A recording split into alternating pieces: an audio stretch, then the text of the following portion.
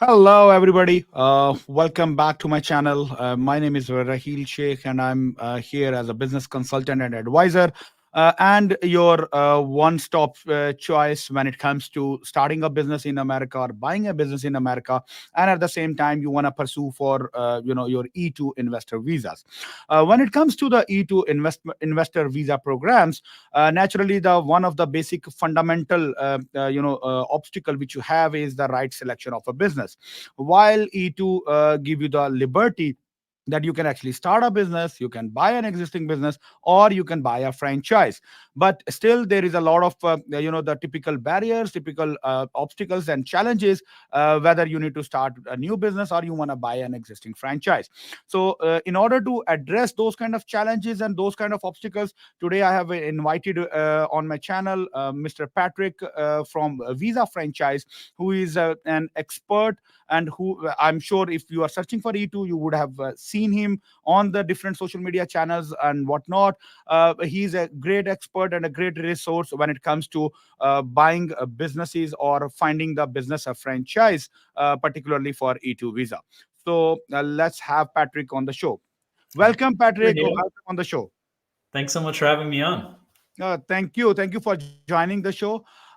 So we will immediately, straight away start from the procedures. Not the procedures. We will start from your background as a visa franchise. What you guys do, and what's the profile do you have on the visa Yeah, franchise? no, definitely. Thanks for Hill again. So I started Visa franchise nearly a decade ago together with my brother Jack. My background was in finance. I worked at JP Morgan. I worked at an emerging markets consulting company. Then I worked at a Wow. fund that was raising capital through the EB5 investor visa program, and we would lend that money to franchisees. And then my brother Wow. Jack was working for the parent company of Burger King, Restaurant Brands International. And I Hmm. discovered the E2 visa back in 2014. And we Wow. thought that it made sense for people to not invest 500K for the EB5, which at the time was 500K. Now it's 800K, but Right. invest significantly less, around 100, 150K, to be able to move to the US on the E2 visa. We had Hmm. about 50 prospective clients, mostly from South America. And that's the kind of the nexus of Visa franchise. And Hmm. then we collected all this data, and we had Americans asking for help, support with franchising. And we Hmm. spun out a company called vettedbiz.com, which is the largest database of franchises, over 7,000 franchise businesses. Hmm. And that's the data arm that helps power the searches and analysis that we do for our Visa franchise clients. Both of them Hmm. are standalone companies at this point. But it's been a nice ride over the last decade. I've seen a lot of successes as well as some failures along Right. the way, but always learning from the mistakes, and what to look out for in different franchise brands, especially playing that matchmaker role.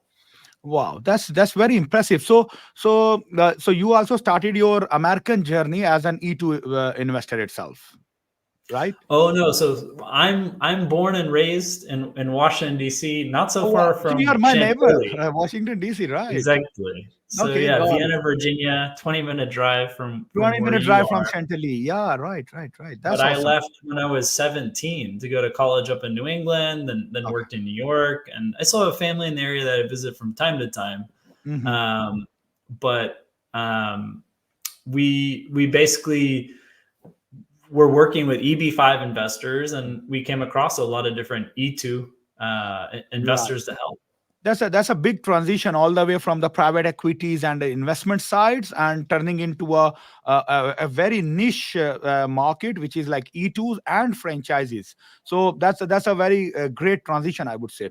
So when it comes to the Visa franchise, so what is Visa franchise currently doing as a matchmaker of the franchisees and franchisors, or how is it? I mean, give us a big background about that. Yeah, definitely. So how we work, and I guess particularly tailored to your clients, or heal Hmm. for clients of yours that are already engaged, already signed up for your one-stop package. Right. We roll out the red carpet. We give them access to Vetted Biz, usually $800 subscription. We give that for free. And Wow. then Thank you. we work over a up to a 3-month basis finding and analyzing franchise opportunities, which Mhm. if they came to us directly, we would charge a nice retainer from that. But we know Right. that your clients are really serious. They're already engaged in the visa process. Right. So we help them at no additional cost to them. Right. Generally, how it starts is they fill out our client questionnaire. Okay. We have a video onboarding call within 2 business days. And Okay. then based on the industries of interest, investment threshold, background, what cities and states they're interested in investing in, we give them a report 3 to 5 business days of the best franchise options that fit their category, that fit their criteria. We Right. jump on a call, review those options. We look at so many different metrics. We've gone through 20,000 franchise disclosure documents. We look at prior default rates at SBA loans for thousands of brands, projected default rates, failure rate 5 years, 7 years, how many are opening, average sales, median sales. We go through all that data before we present the opportunity to one of your clients. Right. And we connect them with the franchisor, as well as we'll join calls and facilitate conversations to validate with 5, 10 franchisees should the candidate want to talk to 10. I think the record is 16. I had one client talk to 16 franchisees. Oh my We God. connected with some of them, but then he was just calling direct. Back and forth and all. Yeah. But Great. it's a pretty tight process where usually 2 to 3 months the clients are signed and have committed and are setting up the training and finalizing the E2 visa documentation to apply for the franchise. That's impressive. So for you, the viewers, this is the first takeaway from this video. So if you happen to watch this video, I would put the link of the to book an initial consultation in this description. You get a free access of the the most favorite E2 franchise opportunities and vetted business opportunities. Where you can actually go and explore different kind of franchises, and that's free of cost for you guys particularly. Thank you so much, Patrick, for it. So, and in that database for vetted biz, we've identified 450 concepts that are willing to work with E2 visa holders, and there's many more that we just have to reach out to. But if we're working with one of your clients, we'll do the reach out. We have the contacts with the franchisors. I can't promise they're going to be willing to work with you. The many big brands like McDonald's, you already have to be living in the US. You need to already be running a restaurant generally. Have ambitions to open up 5 locations, have the means to finance, $5 million. So we can't create something that doesn't exist, but we'll try as hard as possible to get you into the most successful brands. Great. And I think people need to, it's good to think outside the box too. There's a world beyond hotels, gas station, and restaurants. Absolutely. There's service concepts that make a ton of money.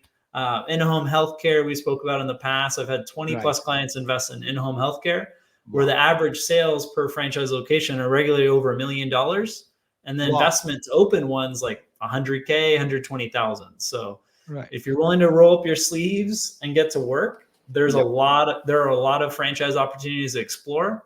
But it's not get rich quick schemes. It's get rich slow and with a lot of time involved in the business. Absolutely. So, 450 plus different opportunities and different brands. That's a massive database. And I would say if somebody is seriously interested and somebody is looking for those kind of an options, there would be hardly any way or any reason why he would not be able to opt in, because you have done the due diligence, you have done the legwork, you have done the hard work, you have performed the, you have vetted the businesses already, you have seen their highs and lows and financials, data, transactions, and records. So that makes a very good advantage for anybody who is interested for the franchisings. Okay, so one thing to clarify, Rahil, so 453 too, that pass our due diligence, the last count's 58. Wow. So okay. Of those, because you have your own franchise that we've evaluated. I think it's like 2 or 3% will pass. We'll go through, and it makes good financial sense, good fit for the E2 visa. Right. And you have evaluated and performed this due diligence based on the E2 requirements too, right? Definitely, yeah. Right. And there's all different types of, we've been doing this now 9 years. Right. Even franchises like an insurance franchise, maybe in the franchise disclosure document and on the website, it says 40 to 60K. Yeah. Well, guess what? maybe it involves getting a vehicle wrapped, and that's an Yeah. extra $30,000. A car if you're going to be visiting customers, doing networking events, Yeah. or same thing if it's in-home health and there needs to be a vehicle. So a lot of these franchises, the investment amount isn't substantial per se when you look at the franchise disclosure document, Hmm. but there's ways to beef it up. Marketing expenses, Right. vehicles, as I mentioned, your trip to the US, meeting with the Right. franchisor, franchisees, discovery days. So we look at it from the substantial investment amount as well Hmm. as the marginality, like you do for someone buying in an independent existing business. Right. The beauty is for the brands we work with, 98% of them disclose an item 19. They show the historic sales, even the profit margins. So when you're going into the consult interview, you're not basing it, oh, I think it's going to be this. No, this is a franchise. It's been franchising for the last 20 years. Hmm. There are 150 locations. The average sales is $800,000. And the EBITDA, essentially what the owner makes from the business, is 120K. So Right. it's not, Sam Parsons coming from the UK or whatever saying, Right. I think it's going to be like this. It's no, this is a federally regulated document. This is the franchise disclosure document. This is Mhm. what I'm getting the data from to power the business plan that I presented to you. Got it. So now we have discussed about the the certain benefits of going through the franchisings and particularly going through the Visa franchise. When it comes to the franchise industry itself, now how would you prefer the franchisings as compared to buying an existing business or starting something from the scratch as a standalone business? So what are the merits and demerits of the franchising, if you So can go? starting, so maybe your English is decent, but it's Mm. not 100%. Okay. If you're starting a business from zero, you better be speaking English very well. Right. Um, and then depending on the type of business, ideally you already came from the industry. Hmm. So like your trajectory going into this world, you were already doing business advisory consulting work in Dubai. You knew the service really well, and Right. the customers, and it was just a new market.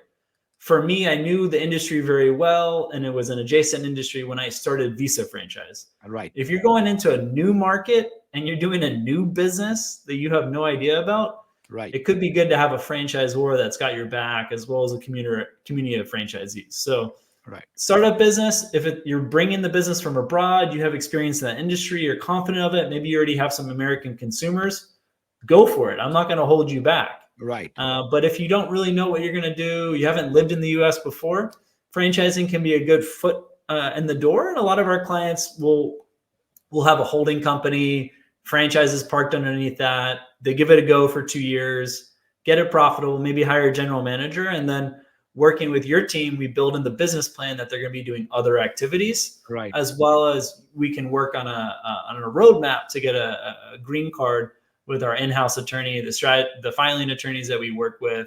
Yeah. So it's really comprehensive, and franchising does give that anchor. And then buying a business can be great, but it does take more time to Right. go through. Where for us, it's usually 3 to 6 months to get the E2 visa, get the business Right. starting to open if it's a service-based business and there's not licensing issues. Mhm. But for these other options, there's just a lot. Like I see for the startups, people I talk to doing the E2 visa for the startups, there's Mhm. just a lot of like help that's generally provided by a franchisor when they're opening, like in terms of what license to have or what provider to use. It's usually the franchisor that's helping that first time entrepreneur, at least first time entrepreneur in the States. Right. I mean, you rightly nailed it as an expert in the franchising and as an expert in the E2 industry. That if you wanna, if you are coming new to the country, new areas, new geography, there is a lot of cultural and linguistical differences in in the areas. But then you don't want to start a new business in a new location, a new culture. and you are standing alone. So it's better always to have a right amount of resources and the team built up on your back. You have a business consultant, you have a franchise consultant, you have a franchisor on your back, you have a training, so you support. So naturally that makes the whole of this migration process quite easier and quite relaxed, as compared to if you want to do everything on your own.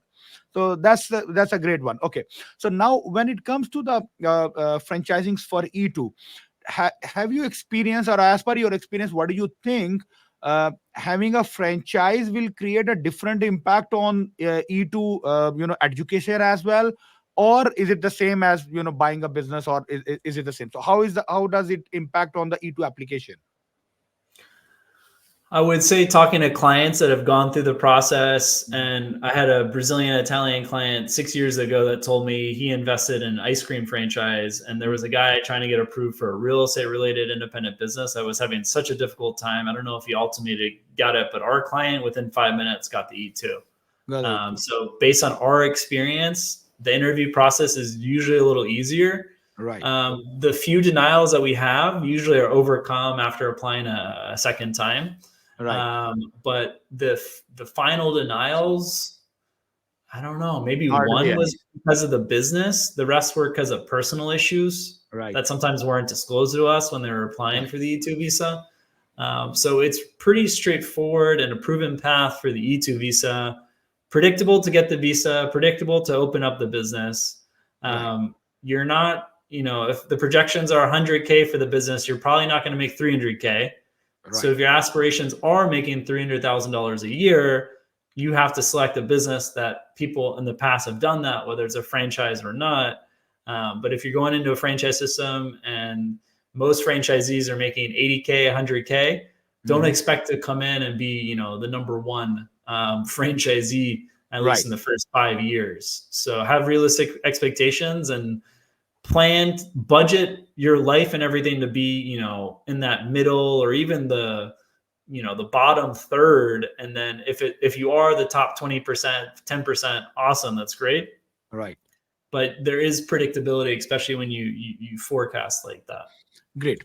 So, on E2 or on the franchising side, what are the top industries or top segments, or even the top, the franchisees, if you want to name it, or It if you can name it? depends, Raheel, what's the intention? Maybe Okay. it's a husband and wife and they're Mhm. moving to Dallas, and the husband's going to get a job. He works in Right. finance. He's really good at KYC, Mhm. compliance professional. He's been all over the world, London, Dubai.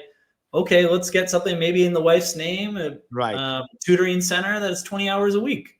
Right. And there's flexibility. The kids could maybe also come to the center for after school tutoring. So it all depends. Like, what's the intention? What do you want to get out of this business?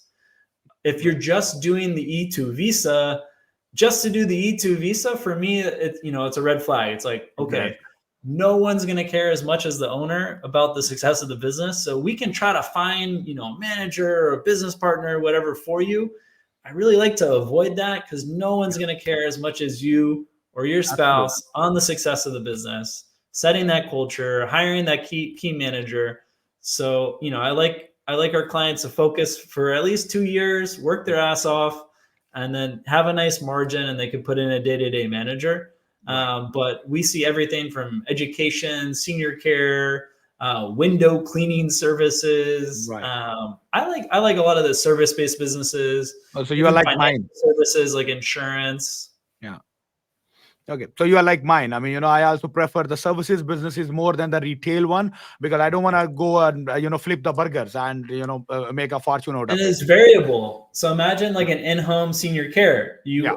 The franchisor is handling, they're getting you a system for the licenses, for hiring, recruiting. There's a very clear system in place. You have the brand recognition. Maybe you get some direct referrals because they're tied in with these national hospital chains. So franchisor is taking care of a lot, Right. but you've got to manage these people, and that's your focus. Just let's manage the people, and then you maybe your spouse or another employee's focus on getting the seniors. Right. But in a food business, it's not just people. which Yeah. is already a lot to handle. Right. You're also dealing with food and spoilage and a Right. retail space, furniture, fixtures, Right. lease And then the negotiations. compliances, any small mistake, and then you have to follow the regulatory compliances at all the times. And for every single burger you flip, you have to make sure it follows the compliances. People are hard enough managing. So, ideally that's the key focus for your business. Yeah. And in a franchise business model, the franchisor is doing the product development. You Right. just got to sell and service. Right. Right. And some of the franchisors have call centers. So maybe if your English isn't as good, Right. they'll get you the lead booked or even get you a paid client to fulfill. Right. So you just have to manage a team well, Hmm. where for a restaurant, especially outside of the franchise space, there's so much going on, and it would be And you have really to manage everything overwhelming. yeah, you have to manage everything on your own. And with regards to your this operating mindset, I always tell to my investors, I said, the how I take E2 visa is just a byproduct of getting and establishing a qualifying business. So as long as your focus, your attention is towards building a qualifying business, it will not only give you a success for the E2 visa, but it will also make your life easier, because it will give you a good life earning opportunity as well. So make I sure. don't worry much about the E2. We're going to Yeah, get you the exactly. E2. It's like, Right. let's figure out what you want to do for the next few years in the United States. Right. And that person has to give me the insurance that they're going to do this, because I can't blow our brand reputation. Because if it doesn't work Absolutely. out, they're never going to work with one of our clients. And Right. that's it. Absolutely right. So this is exactly how it is. You should the investors comes in and their only focus is, okay, we want to make sure the E2 is there. What after E2? I mean, they are not focused on it. That okay, you get an E2, you get a business which you don't like, and you are having in an area where you don't want to live in. You have selected an industry which you have no experience of. What are you gonna do with the E2? I mean, you bring your family here, and then what? So it's And always Rahil, better. Yeah. like we take a holistic approach where it's okay, the business, I don't want to close doors. So Right. we also look at the long-term strategy. If they want to get a green card, is True. there the EB1C? Is there the EB2NIW? Is there Right. EB1A? Is the EB5? I need to know that up front from Right. your client if they want to get a green card, because if they're doing the NIW, for example, let's try to do something more healthcare, education related. Exactly. Yeah. If it's EB1A related, really, try to leverage what they've already done and what they're really well known for. Right. EB5, let's find a business that's going to create a lot of jobs. Right. Maybe they buy the commercial space. I have Right. a client going with that, where part of that 800K is buying the building, and Right. it's justified. So I need to know kind of the whole picture of what their professional and career objectives are, as well Right. as if they want to test the waters out in the US. Right. I have a client from Chile. He was Uh, set. He doesn't want to move to the US indefinitely. He wants to come for right. 3 or 4 years, Right. go back, have his kids learn English. Great. So we don't worry about the green cards. Right. But if you want to live here and settle in the US, or at least you're open to it, we can't be closing doors, and we need to know that up front, so we can present options that also don't just allow the E2, but allow you to get a green card, as well as then generally after 5 years, US citizenship.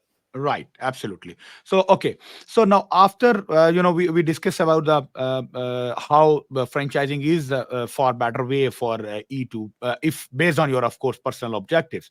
Now in terms of because a lot of individual investors, they are focused towards the escrow arrangements, while and I know many of the franchisors, they do not Yeah. like the escrows. So, I don't they do like not. I know consulates don't like it either. Yeah. I've had Right. denials.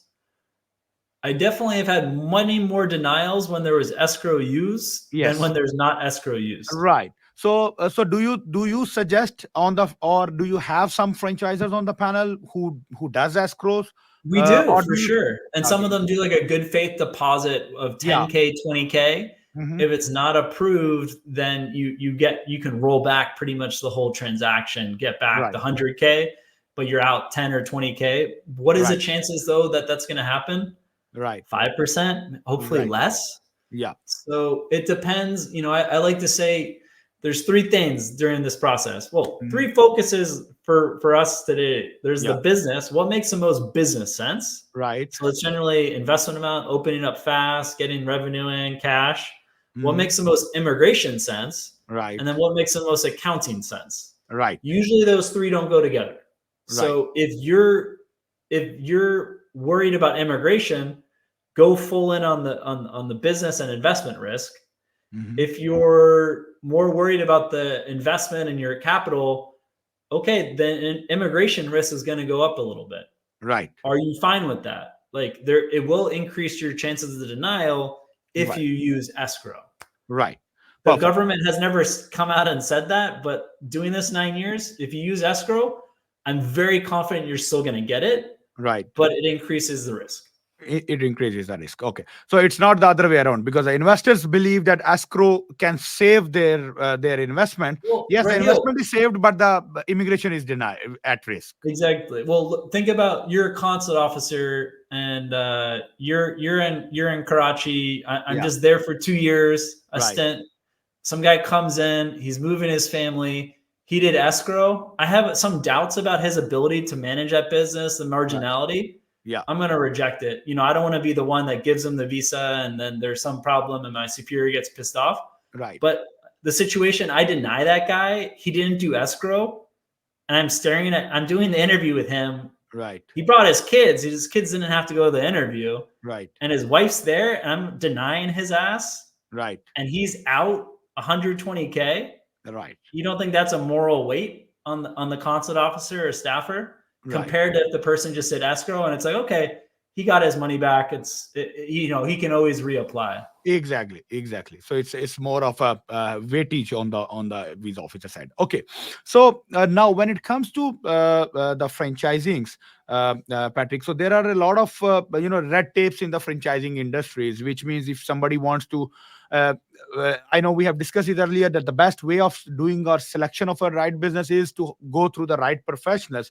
But if still somebody watching this video, he do not want to go through the right professionals, he want to go and find on their own, and he found a lot of the red tapes where he don't know how to access the franchisings.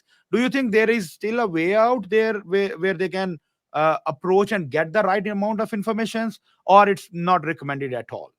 I wouldn't recommend it. I think if you're already living in the US, it's much more credible. But if Yeah, you're in, and Pakistan, outside, yeah. Bangladesh, UK, Dubai, reaching out for franchise information, Hmm. it's hard enough for us to try to get our clients approved and go through the Naturally, E2 visa process. And naturally. we're doing volume. Like Right. this year, we've already had 140 clients sign up. Wow, that's good. So, we have credibility in the marketplace. Vetted Biz, our other company, is second Mm. largest YouTube channel in the Yeah. franchising space. Right. Right. So we have the credibility and we're coming in and we're trying to sell you to the franchisor. Right. You're coming And applying with an IP from Karachi, Pakistan. yeah. They have no idea who you are. Right. You think they're going to reply back to you and be very excited because they know their conversion rate on that is 0.5%, maybe Right. even down to 0.1%. Right. Where if someone comes through us, 25% that, Right. that the person moves forward. So at the end of the day, our channel is a superior channel for someone that's trying to fluff out who's real or not. Right. Where if you reach out directly, there are opportunities that we'll get back to you. There are opportunities, but it's going to take a lot more time and Right. no incremental costs working with you and the arrangement we have for Heal. It's Right. worth giving us a go. Absolutely, absolutely. So there is no point of trying to play smart or think you are playing smart and you want to go direct. You want to go, you go, but end of the day, it's an exhausting task. So unnecessarily, you are exhausting yourself. Okay, so when it comes to you and or we want to let's say look around the franchisings, how does a typical procedures from step by step from getting him on board? Let's say one of my client, he's already on boarded with me and now we want to explore the franchise opportunities. How does the whole process would work, and how would the process flow would be? Sure. So a very basic form, focus on what we're gonna detail the study for the franchises should Mhm. take 10 minutes. Right. Video onboarding call, line. Whoever is gonna be running the day-to-day operations needs to be on that. So if it's a husband or wife or both, I want them on that call. Give us 3 to 5 business days. We start presenting you opportunities. We review them, and then we start setting up calls with the franchisor. Okay. Based on that, there might be a subsequent call or two with the franchisor. Hmm. We're always available to join those, and generally always record them unless there's any objections. And then we start setting up calls with franchisees as part of the validation process. Okay. So and in parallel, your team has hopefully already incorporated the business once the state's set up.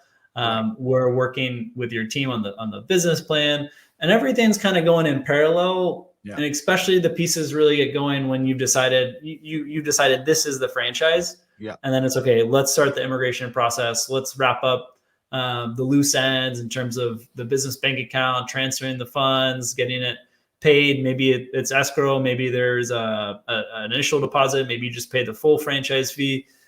So we have a pretty tight process that we've reiterated over the last 9 years to help you invest in a franchise and get the E2 visa as quickly as possible. Because if it's taken long time, it's not profitable for us. We want to Right. get you into the business, open and operating, telling your friends how happy you are, Right. and then we start working with your friends to find We get analyze referrals. Right. businesses. Right. So, okay, perfect. So, in terms of the, let's say somebody still wants to start with the lowest investment possible options. So, what is the lowest numbers, keeping my Pakistani clients in mind? Because the Karachi consulate is still a little bit harder as compared to a UK or a Canadian For consulate. sure.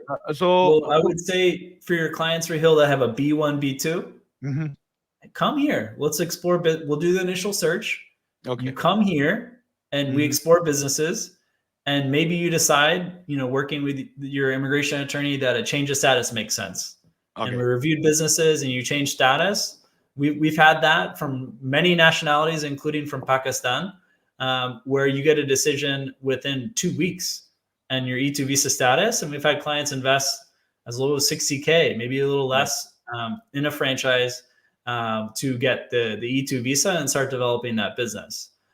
So 60K, but if they're doing concert processing outside of Canada, which Okay. we're comfortable with 80K, even a little less, at least 100,000. Okay. So I want, again, if they want to take the risk, it's on them. But we all want you to succeed. We want you to have a Right. successful business. We want you to get the E2 visa.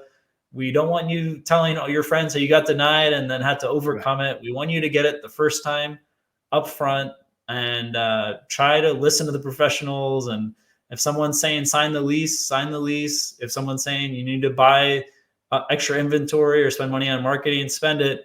It's different if you're a single guy who's coming and moving, but it's a bit embarrassing if you go to that interview with your wife and you get denied, and it's You get because that. you didn't want to spend an extra 15K as you were Right. advised to. So Perfect. Great. So I think that's a quite extensive piece of information and a very valuable insights with regards to both industries, the franchisings and the E2s. We'd like to sum it up the whole discussion, and at the end, if you have any suggestions or any do's and don'ts which you like to advise to the people, the stage is all yours. definitely. Well, I guess starting the do's and don'ts. Try to adapt to the American culture a bit. Like, Americans, we're not as used to complaining, and Yeah. Americans can get kind of turned off and like kind of flustered. And it's a Right. bit like the boy who cried wolf, where let us know, or let the franchise know if something's really urgent and bad. But if you're complaining a lot and shouting a lot, you just annoy people. And we've had many clients. I shouldn't say many clients. We've had clients that the Yeah. franchisor just got upset, and Right. at discovery Bring it day or back up. before, and just wasted everyone's time because the prospective franchisee was being a little too aggressive. So know Right. your audience, adapt a little bit more to the American style.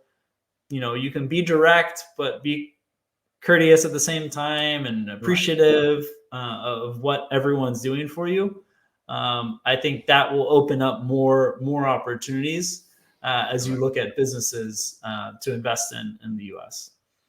Perfect, perfect. That's thank you so much, Patrick. And we really love to enjoy and work. Had a great discussions, and we love to work with you in the future too. And looking forward to do a lot of business together. Thank you for Let's joining the do it, show. Raheel. Thanks so Thank much. you. Thank you. Thank you so much. Have a good one.